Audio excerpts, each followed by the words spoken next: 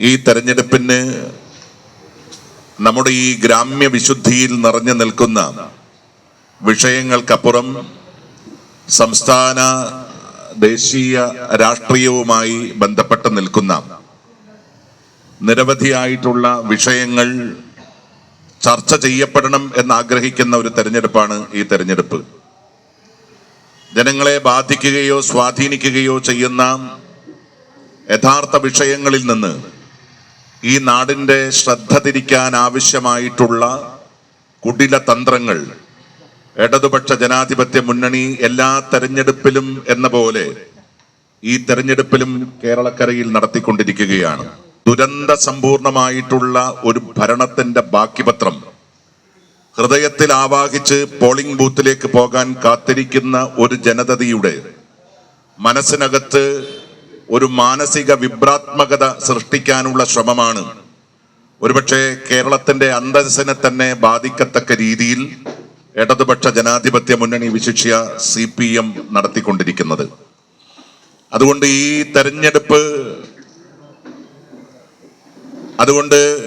ഈ തെരഞ്ഞെടുപ്പ് വളരെ ഗൗരവത്തോടു കൂടി കാണേണ്ടതാണ്.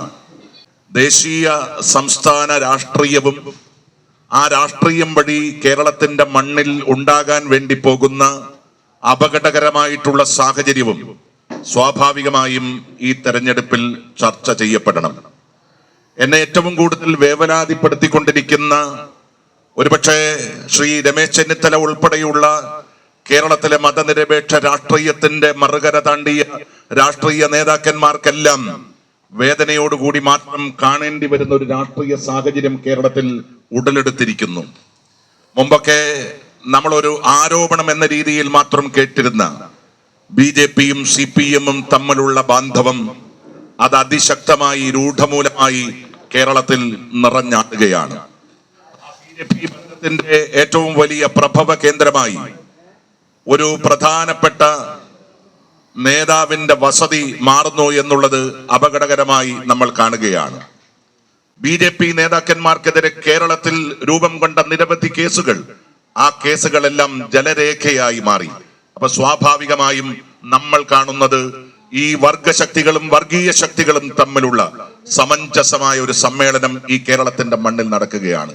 ഈ വർഗീയ ശക്തികളും വർഗശക്തികളും തമ്മിലുള്ള ഈ വലിയ ആത്മബന്ധം കേരളത്തിന്റെ രാഷ്ട്രീയ സാമൂഹ്യ അന്തരീക്ഷത്തിൽ ഉണ്ടാക്കാൻ വേണ്ടി പോകുന്ന അപകടകരമായിട്ടുള്ള ഒരു രാഷ്ട്രീയ പശ്ചാത്തലം, ഒരു സാമൂഹ്യ അന്തരീക്ഷം, അത് തിരിച്ചറിഞ്ഞ് വോട്ട് രേഖപ്പെടുത്തേണ്ട ഒരു തെരഞ്ഞെടുപ്പാണ് ഈ തെരഞ്ഞെടുപ്പ്.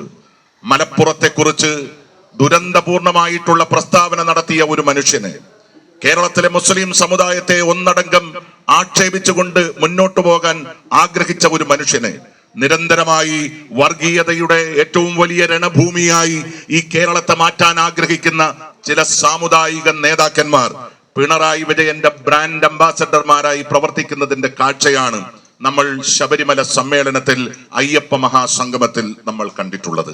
പ്രിയമുള്ളവരെ, അങ്ങനെ ഒരു കാലാവസ്ഥ കേരളത്തിൽ ഉണ്ടാകുന്നത് നമ്മുടെ ഈ മതനിരപേക്ഷ സംവിധാനത്തെ തകർക്കും.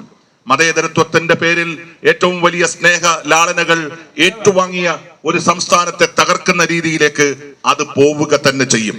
അതിനെതിരെ പോരാടാൻ, അതിനെതിരെ ഇഞ്ചോടിഞ്ച് ഒരുമിച്ച് പോരാടാനുള്ള ഏറ്റവും വലിയ ഉത്തരവാദിത്വമാണ് നമ്മുടെ നാട് കാണിക്കേണ്ടത്. എന്റെ മുമ്പിൽ ഹിന്ദുക്കളും മുസൽമാനും ക്രിസ്ത്യാനിയുമെല്ലാം ഒരമ്മ പെറ്റ മക്കളെ പോലെ ഒരുമിച്ചിരിക്കുകയാണ്. ഇന്നലകളിൽ നമ്മൾ ഇങ്ങനെയായിരുന്നു.